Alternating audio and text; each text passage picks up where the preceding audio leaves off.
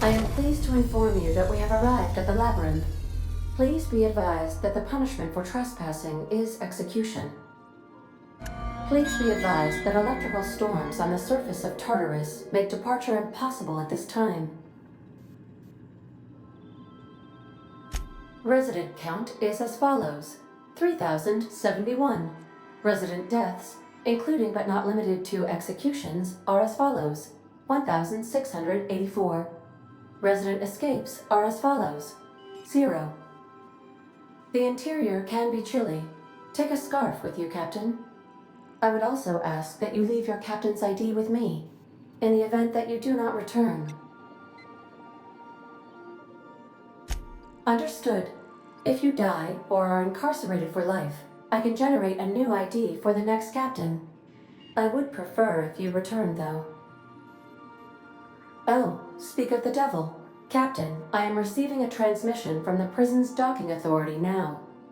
Attention, unauthorized spacecraft. This is a maximum security installation. Your presence here is an explicit violation of UDL corporate policy. You are hereby confined to your docking platform until a ticket detailing your crimes has been filed and notarized, at which point your vessel will be seized and you will be executed. I wager it'll take a bit longer than it takes you to lose your patience and storm out of your ship looking to get shot. To be honest, that'd make my job a lot easier. You come out, we shoot you full of holes, and then everyone goes about their day worry-free. Except you. You'll be dead. Alright, I'm feeling generous. I'm transmitting the ID of a productive, law-abiding employee so you can see what one looks like before you die. Anyway, Tartarus Docking Authority signing up. Hang on. Another ship just pulled into your dock. Wait, is that from the Groundbreaker? What the? Pay no mind to that, just have a pleasant day. Transmission terminated. Biometric ID received. Transferring data to external cartridge. How can I be of assistance? Take care. I require a functioning captain to run the ship.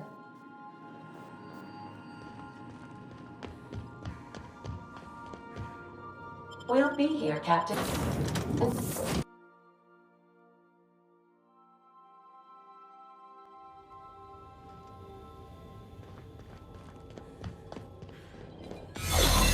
The captain did right by us once. Wasn't that? Now it's our turn.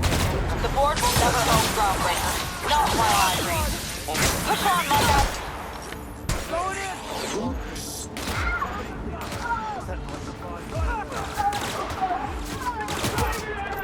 Groundbreaker doesn't need trash like that. Pathetic!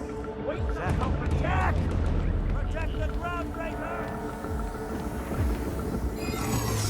We're gonna find cover! Hey, you! Something's not right. Make him regret it.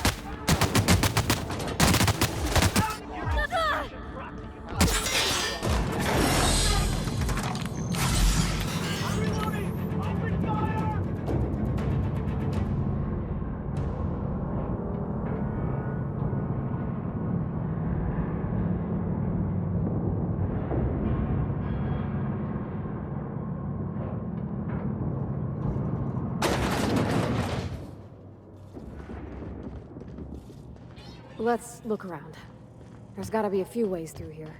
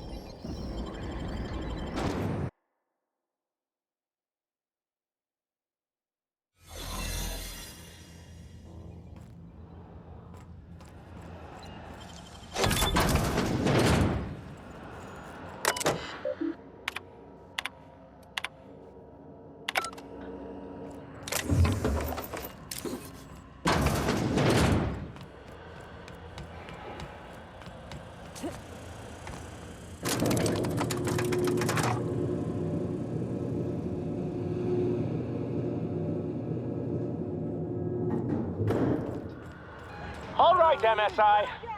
I'm not one for rousing speeches, but the captain needs our help. So, get in there and fight!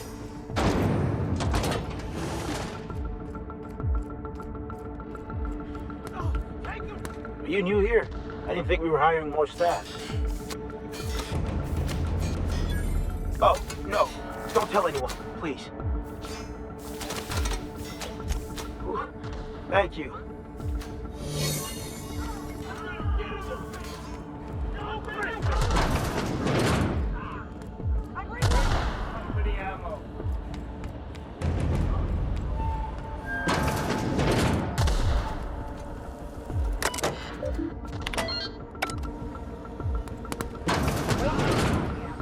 Well, look who it is. I'll be damned. I was prepping the studio for our announcement, and here you are as a bonus. I had heard you'd taken a mechanic under your wing. What's the matter, girl? Couldn't find actual employment? The captain's treated me right. Better than any of you bored folk ever have. I'm exactly where I want to be. Ah, and the wayward doctor. Are you about done with your escapades? We have faces that need lifting, after all. These days, I'm more interested in breaking them. Wouldn't mind taking a swing at yours. When you go off and get yourself shot, try to avoid taking one to the face. I'll want it recognizable to show to my citizens. My word! You've correctly identified the most recognizable man in the colony. Remarkable. It's a wonder what Phineas saw in you. Then again, he's an insane person. Thankfully, he's our insane person now. A proper company man.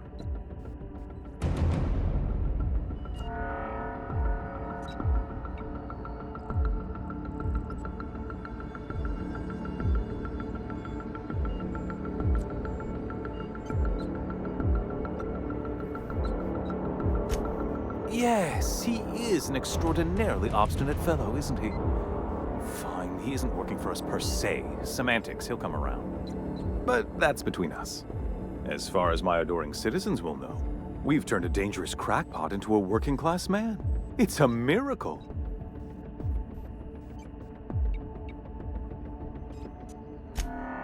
Oh yes, go on, wake them up, add more mouths to feed. That'll solve our starvation problems. I don't know what half-baked plans that simpleton in a lab coat has been leading you through, but it's done. It's over. Let me ask you something, Captain. Have you at any point thought about not fucking up our entire society? We're helping, which is more than you can say. I'm making actual progress towards stabilization and recovery. You're just getting in the way.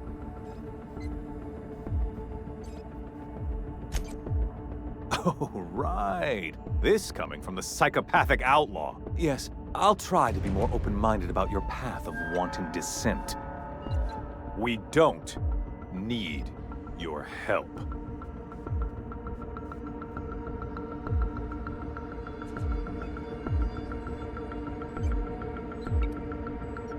I'll admit, there's no shortage of talent and scientists and engineers there. Look, I'm not an unreasonable man. If you manage to storm the castle, as it were, and make it out of here with Phineas alive, I can't exactly afford more havoc than you've already caused. Fine. If you survive, you'll need someone to sell the rest of the board on your plan.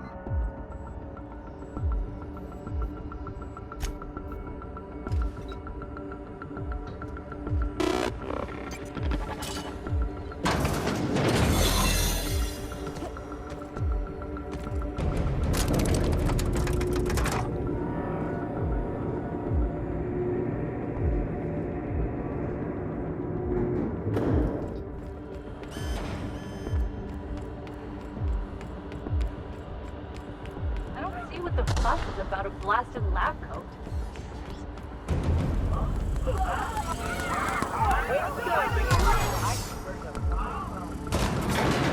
Really doing this, huh?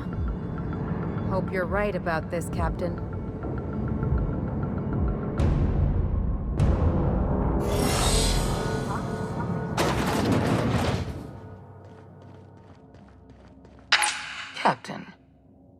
You have an uncanny talent for complicating my life. You've disrupted the balance of power. You've upset the natural order of things. You've introduced uncertainty, and there is nothing I despise more than uncertainty. I'm afraid I can't do that. To your credit, Captain, you are one of the colony's finest specialists. Your technical abilities are beyond reproach. For all your talents, you are the enemy of Halcyon, and therefore you are my enemy. You make a nuanced and compelling argument. Here's my rebuttal. No. Dr. Wells is being held in my custody. His cooperation will prove invaluable, even if I have to beat it out of him. All that's left to do is put down this riot, arrest you, and then get on with the bloody business of saving this colony.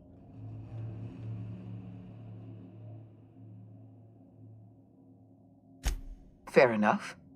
I'm giving you exactly one chance to parley with me.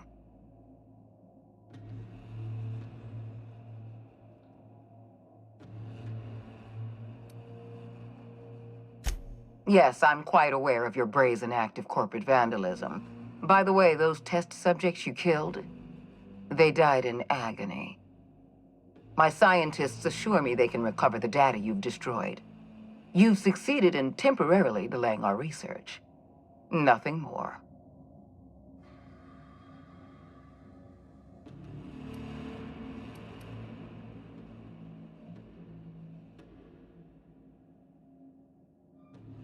That isn't true. It can't be. You're trying to manipulate me. That experiment was absolutely essential to the program. My scientists assured me they were close to a breakthrough. They gave me their word.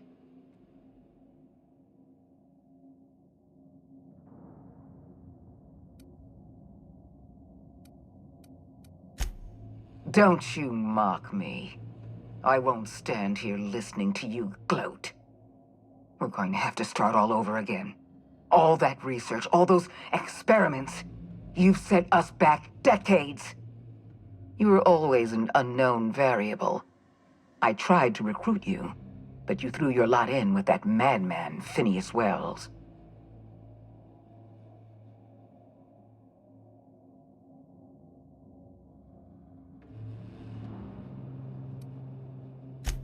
This prison is equipped with an automechanical warden. I've had it programmed to eliminate you on sight and rinse your remains down a drain. And don't worry. I will inform Dr. Wells that you died heroically, or something.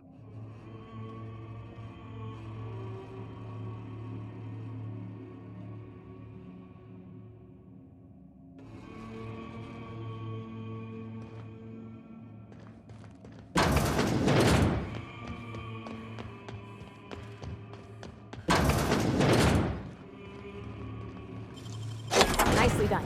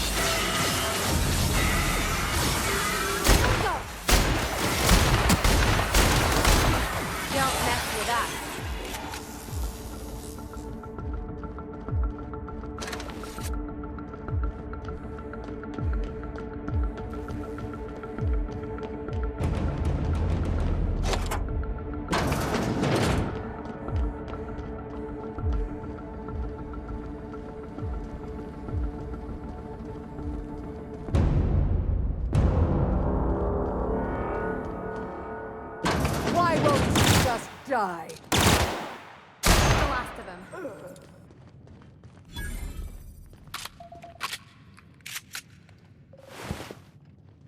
Get me out of here!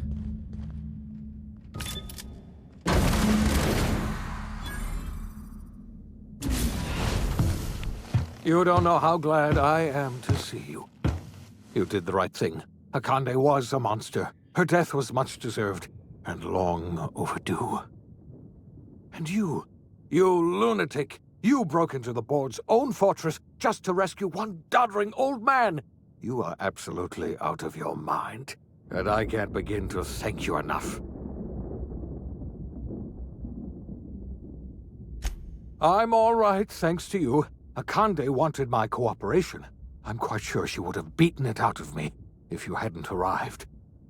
You've broken the board's stranglehold on this colony, and you saved my life. But there's still so much we have yet to accomplish. You and I are going to have to work harder than ever to save Halcyon. I'm afraid the situation is far worse than any of us ever anticipated.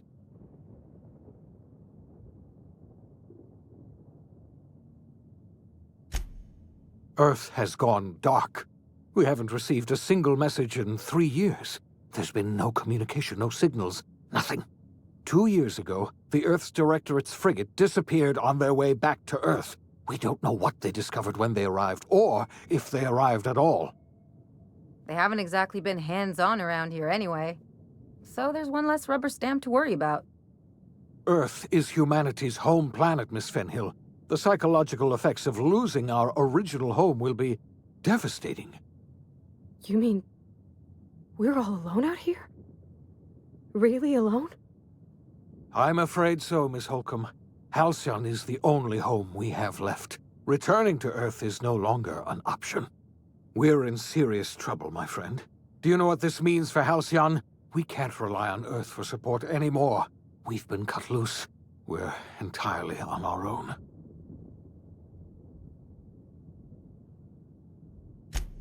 Yes, we do. You've done a marvelous thing. You've succeeded where anyone else would have failed, including me. We must begin the revival process immediately, starting with the Hope's brightest minds, and then we're going to fix this damn colony, one problem at a time. We're going to need a leader, and I can't imagine a better person for the job than you. What do you say, old friend? Will you help us?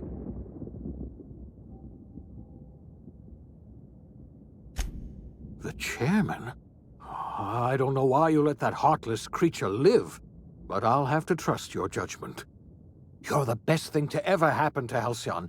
If you want to take it upon yourself to lead this colony, you have my support. We're not a colony any longer, are we? Our last connection to Earth has been severed, and so we have been set free. Our future is uncertain, and no one knows what tomorrow holds. Exciting, isn't it?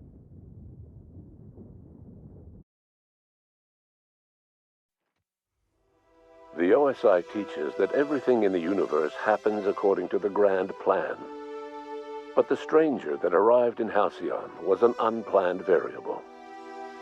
From the moment he landed in Emerald Vale, his actions altered the course of history. The events on Tartarus brought about the end of the board's authority. But the board's mistakes would haunt the colony for decades to come. The damage they left behind would require the work of a generation to repair. Dr. Phineas Wells began reviving a handful of the Hope's colonists. Engineers, scientists, technicians, and intellectuals. They were among the brightest minds the Earth had ever sent out into the stars. The Hope scientists and engineers woke up in a colony descending headlong into total collapse. With no way to return to Earth, they had no choice but to band together and devote themselves to the cause of saving Halcyon. The people of Halcyon were nothing if not hardy. In the absence of the board's authority, many of the colony's settlements banded together with a single purpose in mind: survival. Life was especially hard in the years to come. Some towns dissolved by attrition and starvation, but most of them found a way to carry on. In the years to come, Halcyon was forced to reckon with its newfound freedom. The board was gone, and for better or worse, the colony was responsible for its own destiny. Sanjar's civil liberties and worker-centric policies were slow to catch on with the other corporations. But as Halcyon began its long, arduous journey toward recovery, many of Terra 2's smaller townships started adopting MSI's alternative corporate structure, and eventually became entirely self-sufficient. In the coming years, many of these townships managed to eke by, where otherwise they might have starved. Consumed by paranoia, Lilia Hagen took Sublight Salvage in a controversial direction, openly accusing board officials of an extraterrestrial conspiracy. One day, an accident at the Groundbreaker's docking bay silenced her forever. Time would tell if her replacement could keep the Sublight family together. After returning to Edgewater, the deserters negotiated workplace reforms with Reed Thompson, including a single day of rest, which came to be known as a weekend. As the world around him changed, Thompson found himself pining for the old days. He was known to spend his weekends in the cantina, nursing one of the few remaining bottles of Zero-G, and repeating to himself, "It's not the best choice, it's Spacer's choice." As for Adelaide McDevitt, she tended to her garden in solitude for another year before passing away. Her body was discovered some months later, when Reed Thompson paid her a visit in an effort to make amends. Her remains were buried in a place of honor, underneath the floor of the Edgewater Cannery. Reed believed this was what she always wanted. Under the leadership of Junlei Tennyson, the Groundbreaker held firm against corporate influence. The ship's mechanical stability gave Junlei the time to educate a promising generation of engineers, schooled in her family's traditions. The future of the Groundbreaker looks promising. The rediscovery of the Hope and the abandonment of the lifetime employment program forced Byzantium to come to terms with some uncomfortable realities about the state of Halcyon. While Byzantines were reluctant to surrender the luxuries they'd grown accustomed to, the board's diminished authority gave them little choice in the matter. Nearly everyone had to learn to make do with less. Some even had to get jobs. It was a dark time indeed. Even the Gorgon asteroid, though a distant enigma to most of Halcyon, felt the aftershocks of your actions. Olivia and Minnie Ambrose worked together to cure the marauders Adrena Time had created. Through their partnership as scientist and administrator, they discovered the harmony that had eluded them as mother and daughter. And through years of patience and effort, they discovered the means to wean Halcyon from the scourge of Adrena Time. Their work eventually allowed Wells and his scientists to treat many of Halcyon's marauders. As their addiction waned, the colonists who had lived for so long under the thrall of Adrena Time returned to their communities and loved ones, and joined in the effort to save Halcyon. In spite of everything, the Gorgon asteroid remained a sobering reminder of the potential for progress and disaster in humanity's most ambitious efforts. The Rizzo's company in Halcyon dissolved after the collapse of the board. Needless to say, the launch of Spectrum Brown was indefinitely delayed. A stockpile of Spectrum Brown remains buried deep beneath the ruins of the old distillery, abandoned to time and attrition. Ruth Bellamy never forgot the words you said to her. She coped with Belinda's death by committing to live in a way that would make her sister proud. When the remnants of the colony banded together, Ruth Bellamy was there to help. She devoted her remaining years and resources to saving the colony. Years later, when the worst of the crisis had passed, Aetherways returned to Halcyon's culture. An aging Ruth Bellamy tried her hand at directing.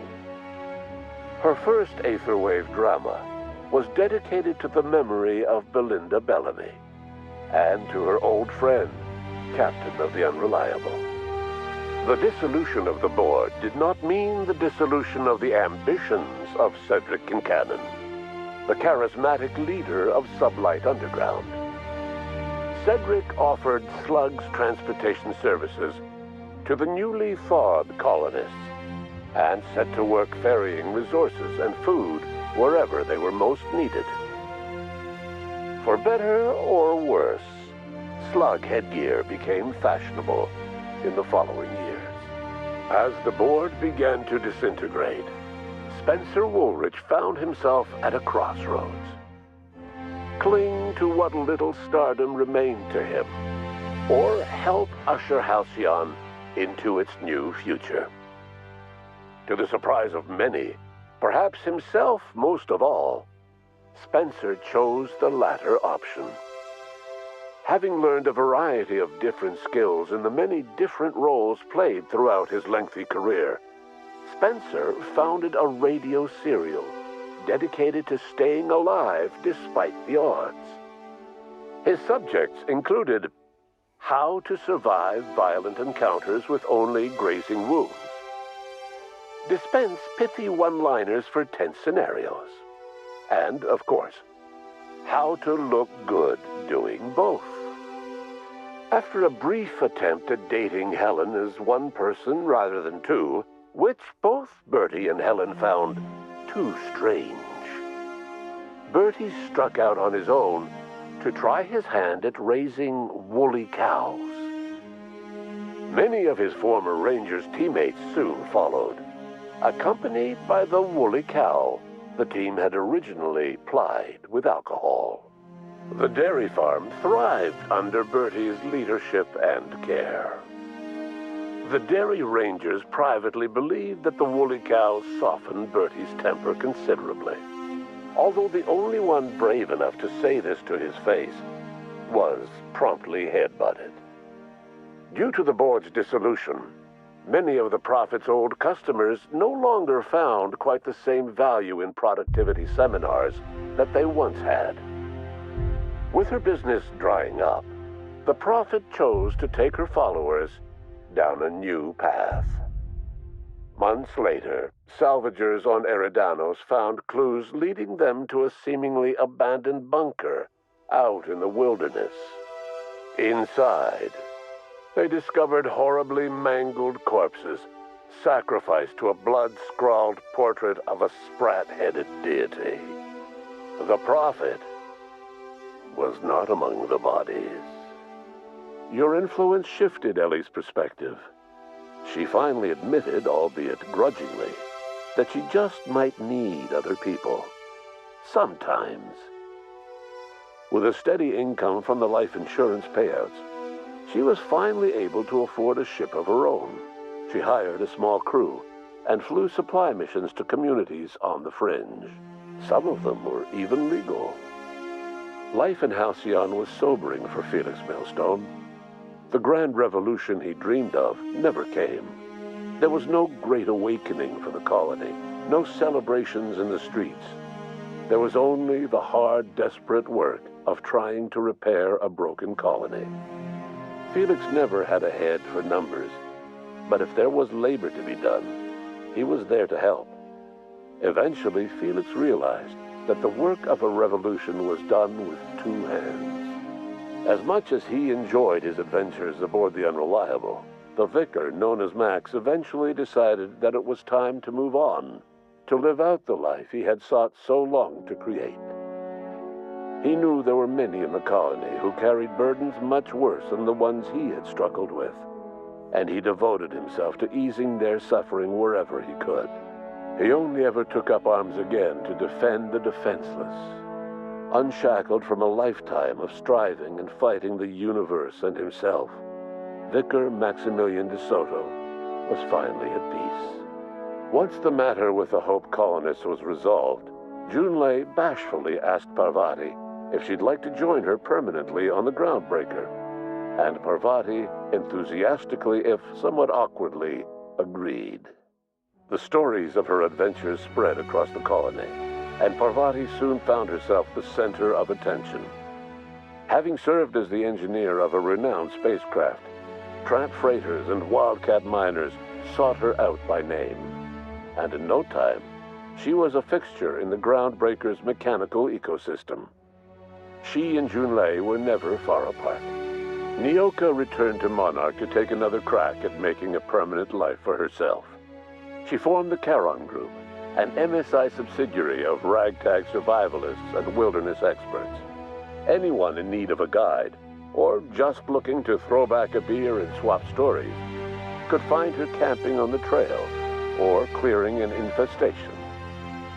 The SAM unit that accompanied you spread awareness of the product line's superior sanitation and maintenance capabilities across what was left of the colony. This led to a boost in SAM unit sales. Did you know that SAM units are the longest-lasting, toughest-acting cleaning solution in Halcyon? Chairman Rockwell served as the public face for the changes in Halcyon to come. Whenever you needed strings pulled or a voice to sell a policy change, Rockwell was only too happy to oblige. As for Dr. Phineas Wells, he spent his remaining years in his orbital lab. He eventually came to terms with his own past and was able to forgive the mistakes of his younger self by devoting his remaining years to serving the colony. Dr. Wells was able to revive many more scientists and engineers than he first expected, thanks to the additional batch of chemicals you stole from the Ministry. Wells never forgot about the human lives that were lost in acquiring these chemicals. In the end, Dr. Wells was able to save every scientist and engineer aboard the Hope. Over the next decade, nearly all of the Hope's remaining colonists were successfully revived. Halcyon saw a period of rapid technological and scientific advancement. Breakthroughs in dietary supplements saved the colony from starvation. Geoengineering projects and social reforms began to change the structure and character of the colony. Dr. Wells laid the groundwork for the project to save the colony, but he would never live to see the fruits of his labor. He passed away a few years later. His work was carried on by the scientists and engineers he revived. Today, Halcyon has stabilized. The people of the colony work hard to adapt to their new circumstances. Nearby colonies send aid and supplies. Life will never be easy in Halcyon, but for the first time in its history, there exists a sense of real, genuine hope about the future. And what about you, the unplanned variable in the history of Halcyon?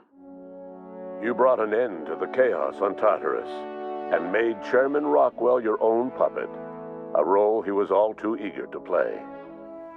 The colony never realized you were the true power behind the new administration. By acting vicariously through agents and third parties, you controlled Halcyon from the shadows. As a result, Halcyon survived the turbulent years that were to follow. No one knows what's happened to Earth, and no one knows what the future has in store for Halcyon. All we know for certain is this: the name of the Unreliable and that of its intrepid captain will remain the subject of countless stories for years to come.